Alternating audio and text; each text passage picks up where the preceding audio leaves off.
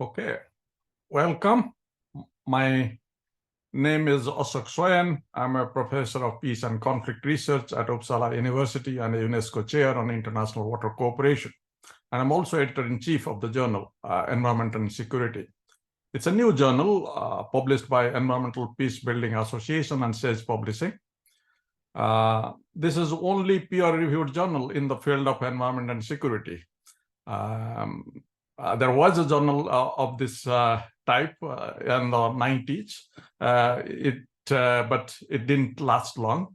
But this journal has come only, and the first issue was just published last Friday. And we are doing well in many ways. We do have a huge number of articles. And just want to tell you that in the last week, we have at least sent in rejection of 10 articles. So this is like there is a lot of people who are writing for the journal. The journal represents the evolution of field of a study that began in the earnest in the 1990s and has emerged today actually as an issue area of paramount importance. In this increasingly interconnected world, the necessity for a dedicated journal addressing this nexus between environment and security has never been more pronounced, more important. So, and also we need to know that the traditional concept of security no longer is sufficient to confront the multifaceted challenge we face today. So while international conflicts have somewhat diminished, or particularly the wars we are talking about, the numbers have not increased that much. But the civil wars, human rights violations, and internal strifes, they have increased in numbers. Geopolitical tensions are there, often exacerbated by the climate change, resource scarcity, and also widespread human migration. So the environment and security have become inextricably linked, intertwined on such a global scale. Climate change, biodiversity loss, pollution, and resource depletion now pose existential threat to our planet's stability and security. Environmental degradation can serve as also a catalyst for conflicts, events in dispute over water and land resources. We have seen that many places. Furthermore, also climate change amplifies existing insecurity, acting as a risk multiplier. So in this context, a journal centered on environment and security fulfills a crucial role. It provides a platform for researchers, policymakers, and practitioners to dissect the intricate relationship between environmental challenges and security imperatives. So such a journal, we need to, with the help of such a journal, we are aiming to respond to the evolving nature of security, recognizing that genuine security cannot be attained without addressing environmental sustainability and considering the role of natural resource management. So that's why the journal has started. This environment and security, the journal is led by an accomplished editorial team. I said I'm the editor-in-chief, and then associate editors are Carl Bruch, Environmental Law Institute, Tobias Ide, Murdoch University Perth, Päivi Lujala, University of Oulu, Richard Matthew, University of California, Irvine, and Erika Weinthal, Duke University. Tom Deligiannis, Wilfrid Laurier University is the book review editor. Maria Bold is the editorial assistant. So this is the journal. I will come back to about explaining what actually we'll discuss the inaugural issue. But before that, I think this journal wouldn't have been possible at all without the idea coming from Environmental Peacebuilding Association, and also that was supported by Sage Publishing. So I will leave the floor to the Environmental Peacebuilding Association President, Carl Bruch, and then Tobias Ide to speak about what, why they wanted to do it, why they wanted to start the journal, and what they aim to achieve with the help of the journal. Carl, floor is yours. Thank you so much, Ashok. It is amazing to be here today at this point. We have, it's been a long, long process. This came actually, the idea for this came out of a series of books that we did on post-conflict peace building and natural resource management. We had 150 case studies, and even as we were producing the books, more learning was coming, and people were saying, well, we should have a way to keep sharing this. We thought about it, and we talked about what would be needed for a journal, including somebody to own and manage it. And that was about 10 years ago. I do not exaggerate. And then we started talking more.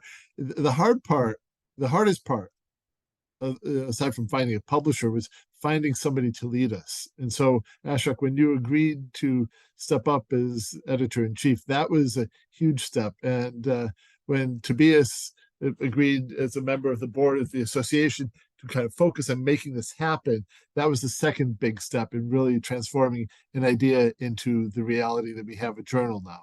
And so I think that we owe a debt of gratitude. The other, to be frank, is to Sage. When we approached Sage in the middle of the pandemic, universities were cutting their library budgets. And this was, it's like we had so many publishers say, what a wonderful idea, but no. Sage was like, let's see how we can make this work.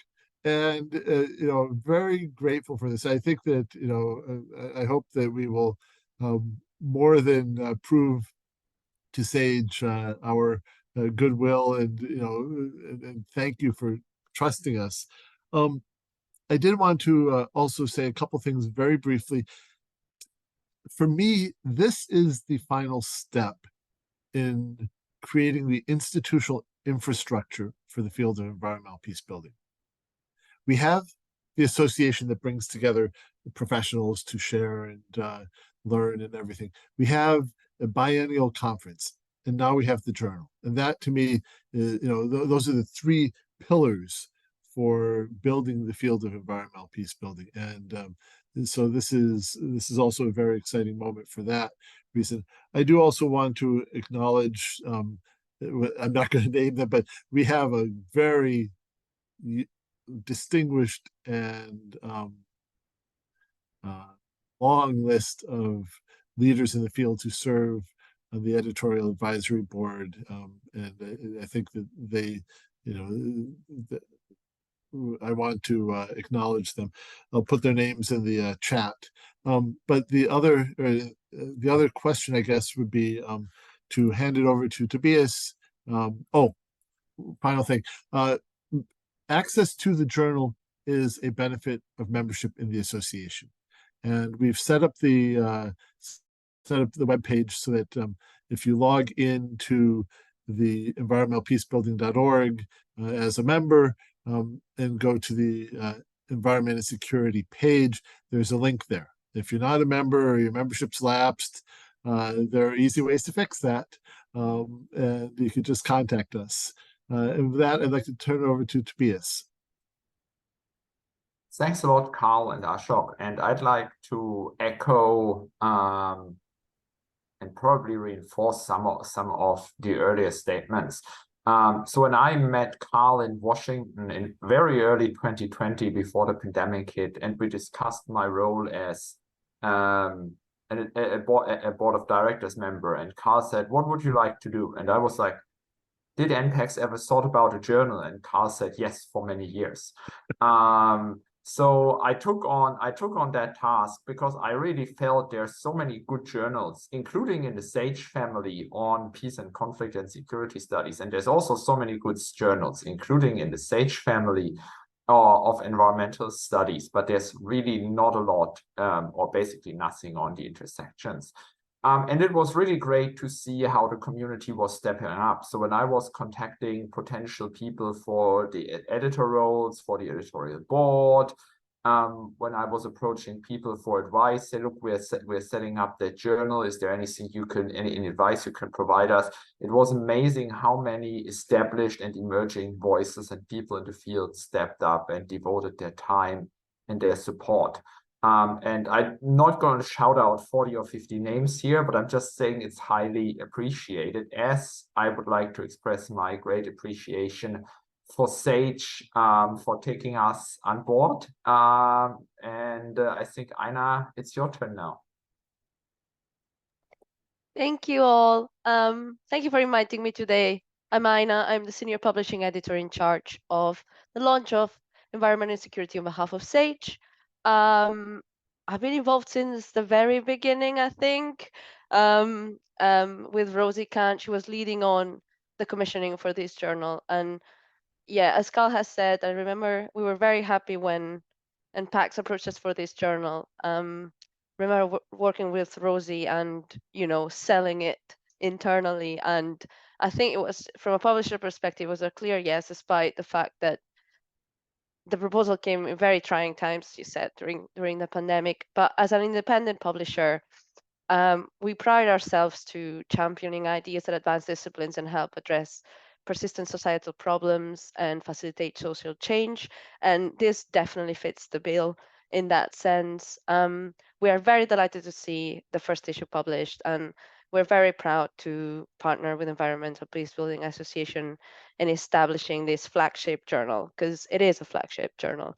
We're very confident that this will be an incredibly successful outlet for the discipline and provide the space for this community to flourish even more. And I would say that so far, the editor should be really proud that the journal has had an incredibly successful launch. And I would personally like to thank the editors for their hard work and dedication into not only getting this first issue out with an extremely ambitious deadline, but also ensuring there's a healthy copy flow of articles for not only the first volume but for the years to come. I think, the journal is in a very good place right now, which is very challenging for a launch. And I would also like to thank NPAX for thinking of us, Sage, and for our continued partnership. And I'm very excited to see where we go next. Thanks. Thank you, Aina. Thank you, Carl. Thank you, Tobias. Thanks to the Environmental Peacebuilding Association as well as Sage for making this possible. And honestly, I didn't know that this much of work is involved when I said yes to you, Carl. So and Tobias. So I think, but it's been an exciting journey. I think it's important that we need to we needed a journal in this field, and I think since 1990s, we have been thinking about it, but somehow it has to start it. And I think, thank you very much for starting it. And it is great that we are collaborating with the Sage. The work and the collaboration has been fantastic. The kind of support we get from the Sage team is been remarkable. So I must thank that the people that you are working with the Sage to helping us out with bringing this in a very friendly and fantastic way. Thank you so much. I think now we move to the journal itself, the inaugural issue, which came out last Friday. We have also publishing a blog, which will come out today, probably in the new security bit by the Old Roads and Centers, which you are all aware of. The inaugural issue of the journal encompasses a wide range of critically important topics within the realm of environment and security, as you can expect. Each contribution engages with the current theoretical and empirical debates within this dynamic field. It starts with the editorial, this inaugural editorial, which we put the stage, so how to explain the interconnected challenges we face today. It also explains the rationale for a dedicated journal, why we need this journal, why we need to focus on exploring this intersection of these critical issues. And there are a number of practical informations. Of course, these are all on the website. This is just some things you can see. So that's please go to the journal website, and I would recommend to read this inaugural editorial to see that why we did what we did. Then I will be the first the article and the list of this first issue is the Tobias article, Tobias, we had invited authors, those who can join of the articles, those who have contributed to this issue to speak on. So Tobias, you are here now. You put your other hat and speak also about your article, but also you are going to leave mostly, so the most probably, but then I think you might try to also speak about I don't see the Joshua is here. So the interview which we have with that one you can also speak on after telling you about your article. Tobias, floor is yours. Fantastic. And I forgot to do that when I gave my first remarks, but also warm welcome to the audience. I see we have quite a good turnout. Some authors of the first some authors of the journal already, not of the first issue, but quite a few authors there as well. So welcome to all of you. Okay, I'm happy to talk about my article. So I think my article is I want to be modest, but I was hoping the article that I submitted is the kind of articles for wood environment and security would be a good platform and find a good readership. The article basically focuses on environmental peace building, which is the idea of using environment-related cooperation to improve relations between groups at various stages of the conflict cycle. I've done a lot of work on that topic, but in that article, I did a step back and I analyzed collective sampling patterns. So it's more a qualitative field, a lot of case studies done. So I focused on the case studies, which cases are we actually analyzing, which countries, which regions. And it's quite a meta reflection of environmental peace building research, which might be too specific for other journals, but for the environmental security community, I hope it's an incredibly useful guide. So sampling bias can matter for several reasons. And to very briefly touch upon those. So one is, for instance, if researchers only focus on easy cases where conflicts are on a low level, it's very easy to access. There's good civil society organizations which can reach out to each other, but which the researcher can also tap on. I mean, that's very convenient to analyze as a field for individuals to analyze. But there's also a danger that if we focus on those low conflict, well-connected cases, we draw false conclusions, namely that environmental peace building works well when it actually only works well in very easy settings. And that would be a problem for the field. And to my great pleasure, I found that this wasn't the case, and that environmental peace building researchers did an amazing job in analyzing cases that are hard to access in terms of security, in terms of language, or that see very protracted conflicts, such as Israel-Palestine, Pakistan, Sudan, North and South Korea, and so on. That said, I found there are some gaps in sampling patterns in environmental peace building research. Specifically, there isn't a lot of work on some geographical region, except for Colombia. Latin America is not well studied. The whole Pacific region, even so highly vulnerable to climate change, is not well studied. And work on South and Southeast Asia, which is a massive region characterized by many conflicts and environmental problems, is basically reduced to international peace building between India and its neighboring states. So there are clear gaps, and those might pose limits to how well we can generalize the research geographically, but also in terms of how well researchers are able to provide policy advice for institutions or decision makers working in and on these regions. And finally, that's perhaps the last of the selected findings I'll go through. There isn't a lot of research going on especially vulnerable countries to environmental change. So I run a correlation analysis with the countries studied, with the countries that suffered from water stress or they were highly vulnerable to climate change, and the correlations were non-significant. They were significant for conflict-affected countries, but not so much for countries with high levels of environmental stress. And I mean, given that environmental peace building might be most urgent in countries that are environmentally highly stressed, that's also a suggestion I make for further research in the field. There's more findings in the article. It's not very long, so I invite you to read it if you're interested in further information. You're muted, Ashok. Thank you, Tobias. Besides your contributions to the starting the journal, trying to also is a strong role as an associate editor, but also you are a leading researcher in environmental peace building. The people those who we started working on 90s, I think you people like you, those who have really taken it to a new level, and that's what really made this field, which is now as popular as we thought it would be popular, but we didn't think that it would be that popular, so, to say that way.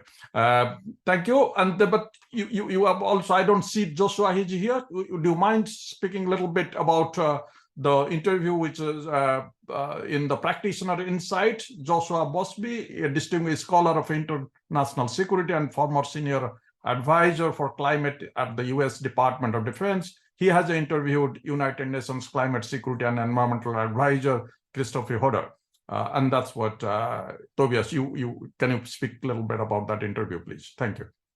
Yes, and again, the interview is a really great case for the journal because it's an interview with a peace-building practitioner, one of the high-profile climate security people that are out there. And it's very rare that you would find the insights from these kinds of experts that are highly valuable, both academically, but also for practitioners. You would rarely see these kinds of insights going into a journal because these people don't have the time to write a 10 or 12,000 word piece and then undergo 3 rounds of peer review to get that published. So that means they are contacted by probably 20 researchers and PhD students and master students each day and have to provide the same answers ever again.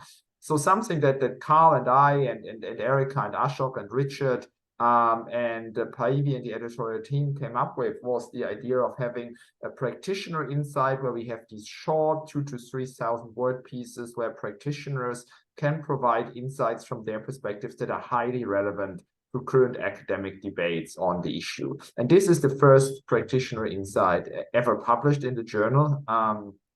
And it's a really great interview by Josh Busby on how UN missions in Somalia, which is one of the most unstable countries in the world, but also suffers from tremendous environmental challenges, how they took the issue of climate change and security and natural resources into their peace building efforts. And it's very rich in, on the one hand, it provides a very nuanced reflection that the conflicts in Somalia are not climate conflicts, are not environmental conflicts. They are mostly political conflicts for power and territory, but they have several distinct environmental dimensions, and they overlap with competition about access to resources, and they are partially financed by resources, or resources are used as incentives by the conflict parties for allies or for the local populations. So it's a very nuanced approach. First of all, how the issue plays out in the Somali context, and then Christopher provides a very insightful account of how the mission took that environmental statements, or how he took the environmental issues into account when advising peace building efforts in Somalia, and how that was initially met with a bit of reluctance, but also how there's increasing value to it. And I mean, one example was, for instance, that quite often government counterinsurgency efforts forced the local villages to cut down the trees around their villages because militia groups could hide there and then stage counterattacks on the government forces, which made sense from a military perspective, of course. But it led to deforestation around the villages, which deprived them of access to fuel, firewood, herbs, collecting fruits, nuts, and so on. Which eventually not only was an environmental problem, but also obviously fueled anti-government grievances. And he also goes a long way in detailing how initially, for instance, when talking about counteroffensives and where would rebels attack versus which territories should need to be protected,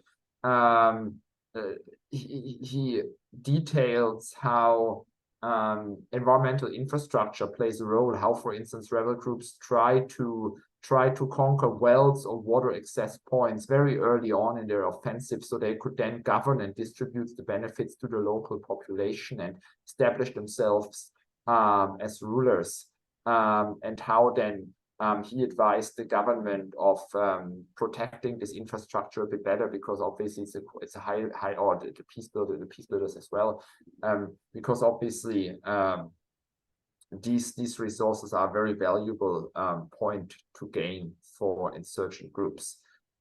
There's a lot more into the article. Again, it's very short, less than 3,000 words. I warmly invite you to read it. It's really a really important piece. Thank you, Tobias. I think the policy, the perspective on this, this is quite an important part, practitioner insight, which we are really looking at, that in engaging the people from policy side and practitioner side into this, and also contributing to this. Then I will move to the Michael Bothes article. He is a global authority on public and international law. And in this article, he reflects on more than 50 years of progress in building the international legal framework protecting environment relation to armed conflict. And this has become, this topic was really important before environmental peace was started working in the 90s. But now it is back again in a big way with what is happening in Ukraine and other places. So I think it's an extremely important article. I think it is again, before I give the floor to Carl, I must highly recommend that this article should be read by each and every one of those who are interested in this field. Carl, please, if you can say a few words about, because Michael is not here, if you can say a few words, that would be great. It would be my honor. Michael is very special in this space because he was there at the very beginning. He started out in the late 60s working on peacekeeping and international humanitarian law. Then in the early 70s, he got involved in environment. And so over the past 50 years, he has been both witness to and directly involved in the negotiation of a number of the relevant conventions, including Additional Protocol 1 and to the Geneva Conventions. And so he has, from an international legal perspective, a very detailed understanding, but also he has seen the big arc of the development.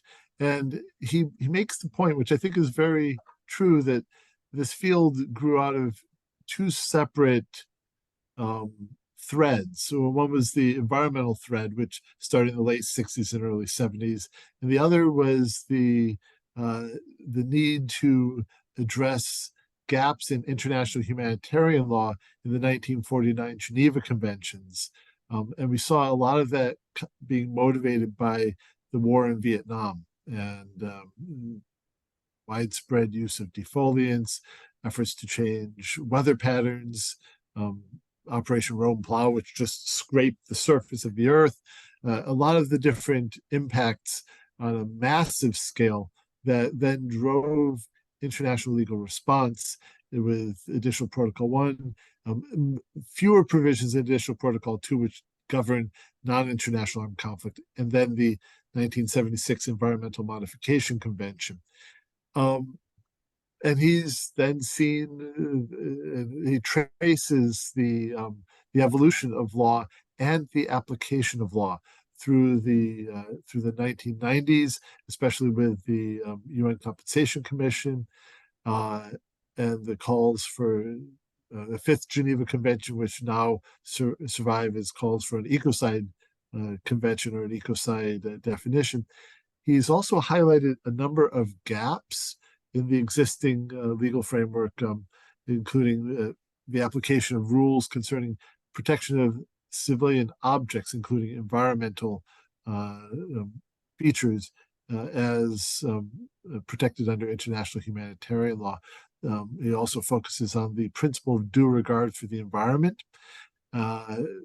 including as a preventive measure, the need to recognize zones protecting unique specimens of environmental quality, and intensive activities of environmental fact-finding.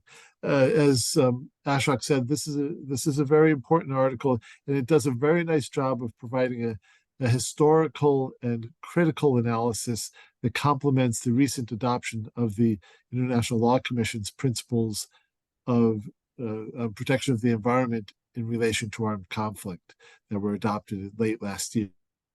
Thank you. Thank you, Carl.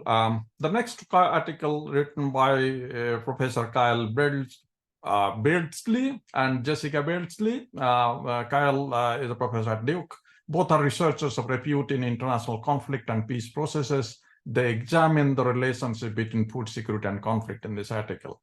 Both are teaching, I think, today. So, Richard, you were responsible as an editor looking at this. Can you please tell a few words for us about this article? Thank you, Richard.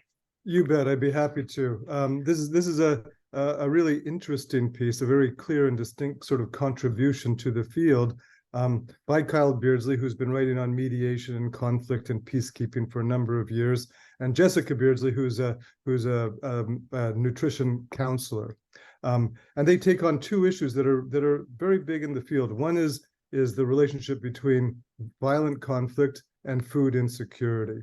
And we all are familiar with the situation in which sort of destroying agriculture and disrupting food distribution is a military tactic used to demoralize and cause harm. So on the one hand, they look at food insecurity and its relationship to armed conflict. Armed conflict affects households, especially households that are led by women, which tend to increase during war. They affect household incomes. Households often have more mouths to feed and face food insecurity because agriculture is frequently disrupted, meaning planting and harvesting is disrupted, and food distribution is disrupted. So that's a significant problem in violent conflict situations around the world. Peacekeeping operations, so their focus is how do peacekeeping operations affect this particular problem? Peacekeeping operations have a sort of mixed record when it comes to their impact on local communities and on health and so on. And so what they do is a quantitative analysis of two periods of violent conflict in Côte d'Ivoire in the 2000s. And then they do a cross-national analysis of all peacekeeping operations from 2000 to 2017. And what they find is that peacekeeping operations are strongly associated with actually improving food security. So peacekeeping operations can do this in a number of ways. They provide safety, allowing people to continue their economic activities. They bring resources into areas. They make it easier for food to be distributed and for agriculture to continue. So this is a really nice, very clear analysis of one of the ways in which peacekeeping operations are extremely valuable, because absent peacekeeping operations, we see significant drops in energy adequacy and the amount of calories available at the household level across violent conflict and post-conflict areas. And those have long-term implications for public health and for peace, and especially for women who tend to be overrepresented in food insecurity. So the fact that peacekeeping operations bring significant benefits in terms of food security is a very robust and very sort of interesting and important finding. This is an excellent article and well worth reading. Thank you, Richard. I think now we have the authors here, Catherine Wong. Though she is a policy specialist in climate and security risk at the UNDP, and her article is Climate Finance, Conflict and Gender, Benchmarking Women's Empowerment and Sustaining Peace. Catherine, thank you for all your contributions to this journal, at least helping us, supporting us in many ways. So please, till now, you can tell us about your article as well. Thank you. Thank you so much, Ashok, and thank you, Carl, as well. I think your work and the work of many on this call has been an inspiration to myself and many of my colleagues and partners that we work with as well. So it's really exciting to see the launch of the journal and to have a chance to contribute to it. As you mentioned, I serve as a team leader for UNDP's team on climate, peace and security. We are matrix to our crisis bureau and then also to our Bureau of Policy and Programming support, specifically our climate hub. And so within the UN system, UNDP has the largest climate change portfolios, not only mitigation, adaptation, but also NDC enhancement. At the same time, the largest peacebuilding portfolio in the UN system. So this article, I think, tries to capture some of our reflections over recent years, kind of internal examination of our work, how we are doing, and that there are many interesting findings, I think, that we came upon through this process of consultation at global level, regional hubs and country office level as well. Many interesting findings that we wanted to share with those who are interested in this space. And so I think in terms of climate security and gender, we saw, first of all, there's a need to look at kind of women, peace and security and climate, and then to look at gender climate, and then also mainstreaming of peace and security into the broader climate change agenda, right? And understanding that these different perspectives and mainstreaming in different directions was critically important, and would yield kind of different insights in terms of what the gaps are and what we need to do. And I say this as a practitioner as well, thinking about the teams that we have to support in-house and what the work actually looks like around. Personally, I found there's a lot out there on maladaptation, backdraft effects, climate change, climate action impacting underlying drivers of conflict.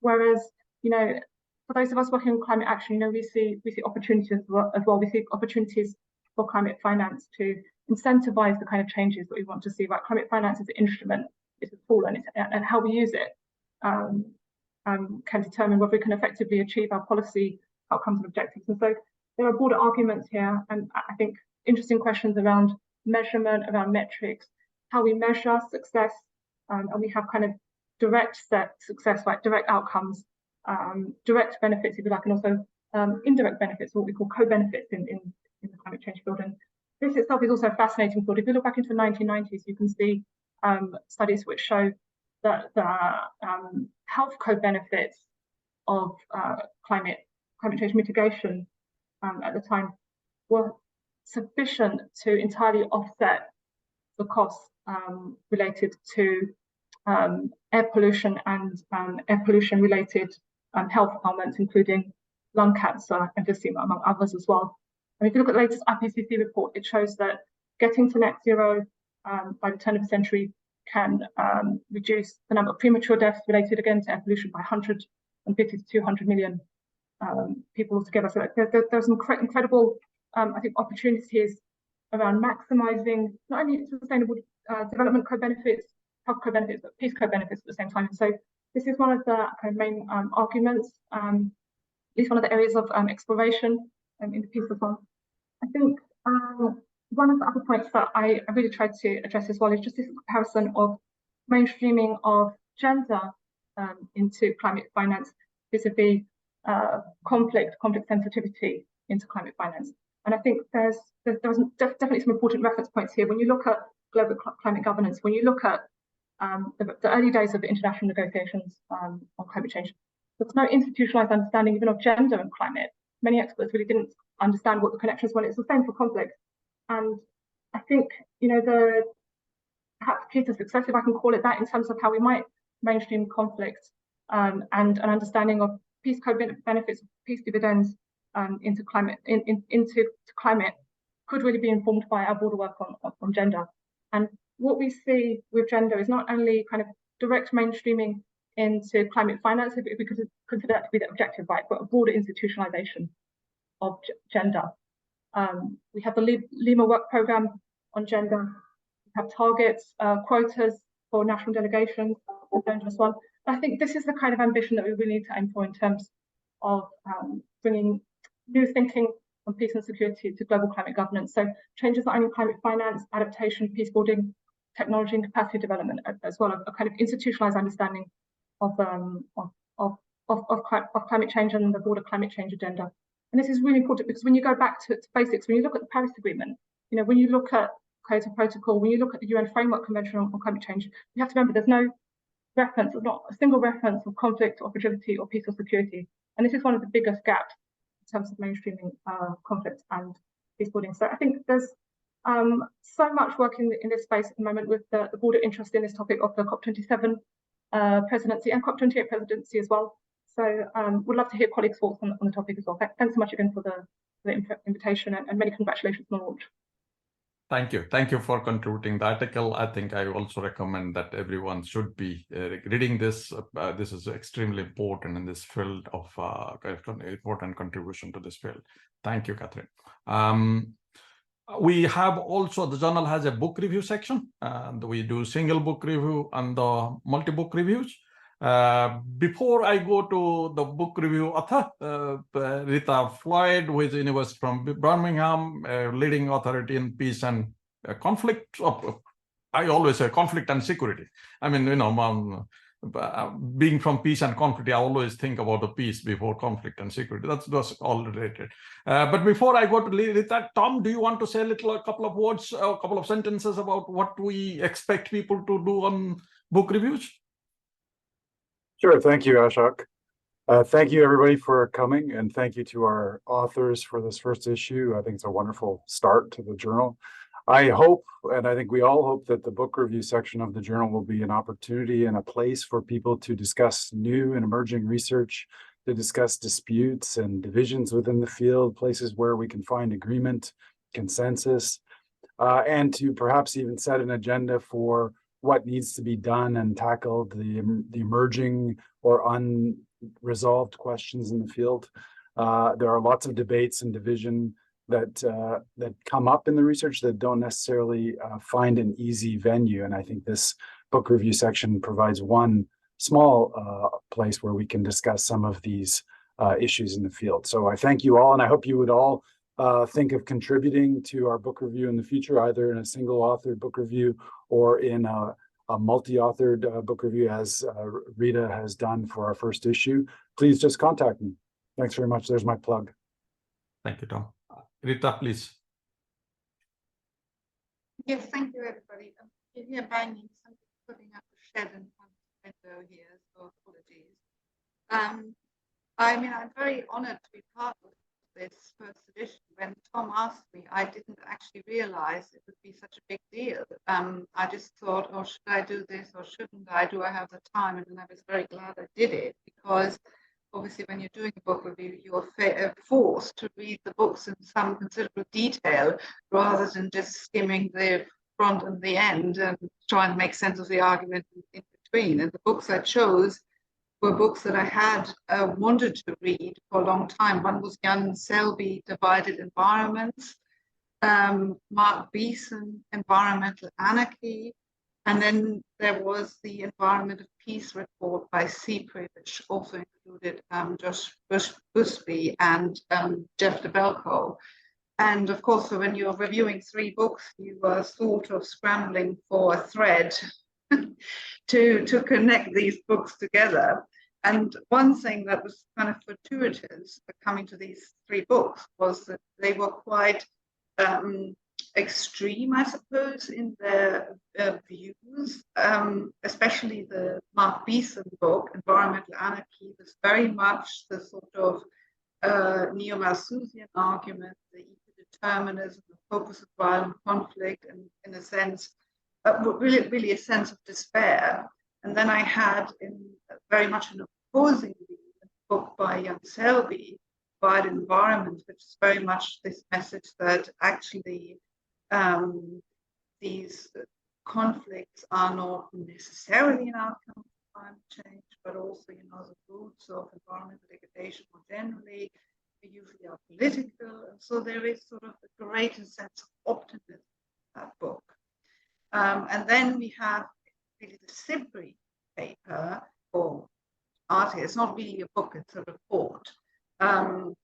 Fitted very nicely in between, because it adopted some of the themes of both books and was sort of, I would say, perhaps more balanced, and also suggests sort of policy recommendations. So I was able to essentially argue the books are more or less representative of a traditional environmental security studies, a critical, a small c version as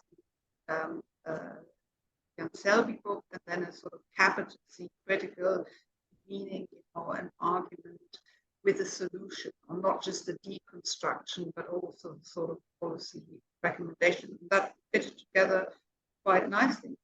Glad I did it. So thank you for having me.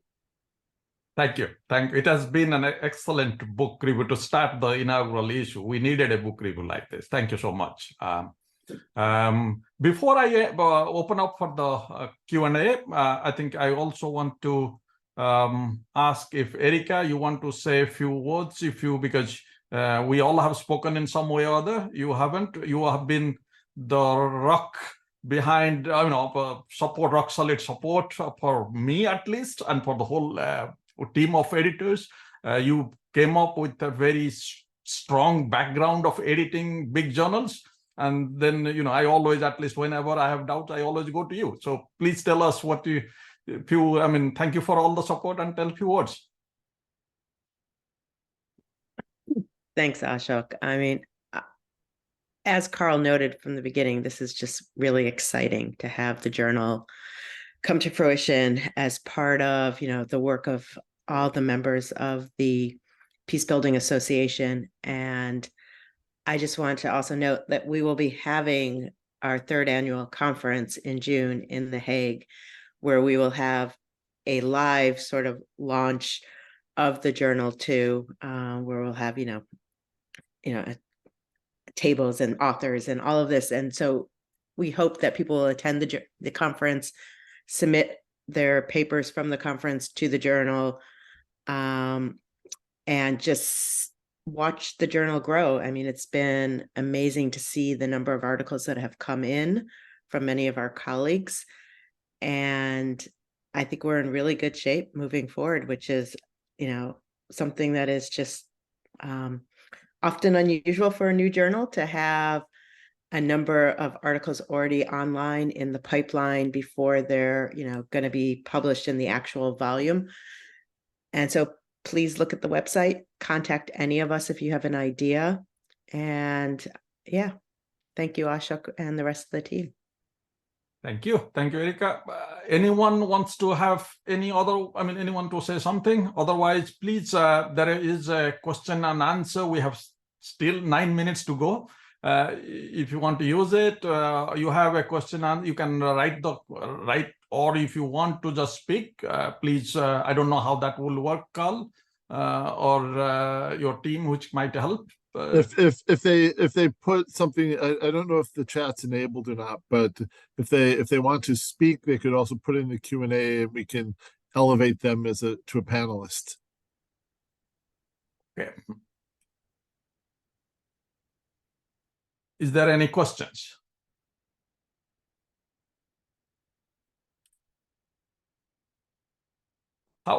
Before anyone asks this question, if I ask the authors, those who are present here, at least, if they can tell how it has been your experience working with us or working with SAGE and us.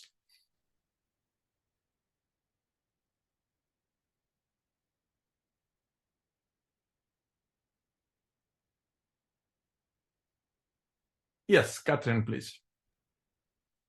Thanks so much, Ashok. I think just from a personal, a practitioner's perspective, really interesting, amazing opportunity to share some of our work with perhaps a slightly different audience, and in a different way, in a different format as well. I think a lot of the work that we do on the ground, just as Tobias described as well, we're so busy doing the day-to-day. A lot of it really is kind of putting out fires back to back, so to speak, and a lot of technology isn't captured, maybe, and systematized. And I think this really puts a spotlight on learning around kind of environmental peace building and this kind of newer lens of climate security, and offers some additional spaces to be able to have some discussions on the thornier issues, and to be able to share some of our work, I think, and engage with the expertise in this field. So just an incredible opportunity, and we'd love to be able to see how we can engage more broadly in the work of NPACs, and see how some of our other partners and colleagues on the ground might be able to benefit as well. Thank you. Rita, you want to say something? I mean, I'm perhaps not so much about how it was, because it was an unusual kind of publication. So it was, in a way, commissioned rather than me submitting it to you and it then going through an extensive review process. But I actually have a question. So I spoke to quite a few environmental security people, or people who work on securitization and have an interest in the environment, about obviously promoting myself and promoting my article and that with the journal, and people say, oh, that's really interesting, I didn't know that journal existed. So I was wondering, what can we do to promote the journal among those kinds of people? So essentially, I guess I mean people that are not affiliated with the Environmental Peace Building Association, but that do work on climate security. Is there anything you would recommend?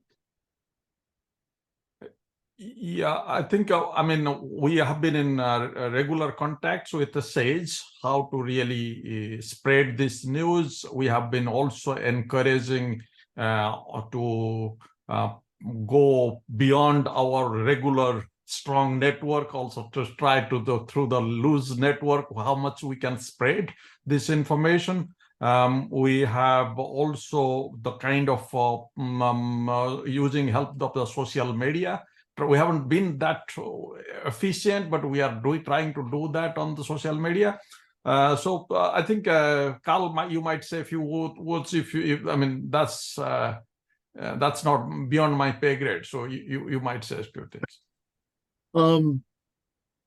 So there is an amazing number of people who need to know about this in one form or another, and we have some access to these people through the Environmental Peacebuilding Community of Practice that includes about 4,300 people in 150 countries. And every 2 weeks, people find out what's happening in the field. That's just one such network. And I think that we are relying on the diversity of the people associated with the journal, the editorial board, the writers, and everyone else to also help get the word out on whatever social media platform you see fit to use. We have I think, a regular presence on Twitter, LinkedIn, and Facebook. We haven't figured out how to do Instagram, maybe interpretive dance for articles or something like that. I don't know, but we are. I think this is also a long-term process. Today, we're celebrating the launch of the first issue, and I think that word of mouth is one of the best ways to do that. Share the articles, share the journal, share the publication opportunities, and I think that one of the wonderful things is just seeing how much the field has grown over the last 10 years as we've had the environmental peacebuilding update, and just kind of, we keep going, we'll attract people, and maybe some of the people should have found out earlier, but they'll find out. But I think that the networking and word of mouth is the best way, and we do. I think we can do better. I am open to suggestions from you and from anyone. If you have thoughts, please email me. I'll put my email in the chat. Thank you, Carl. There is a question for potential contributors. Could one or more editors speak somewhat more about the range of ways that security will be addressed by the journal, or perhaps ways that the journal seeks to expand the concept of security vis-a-vis environment and peace building?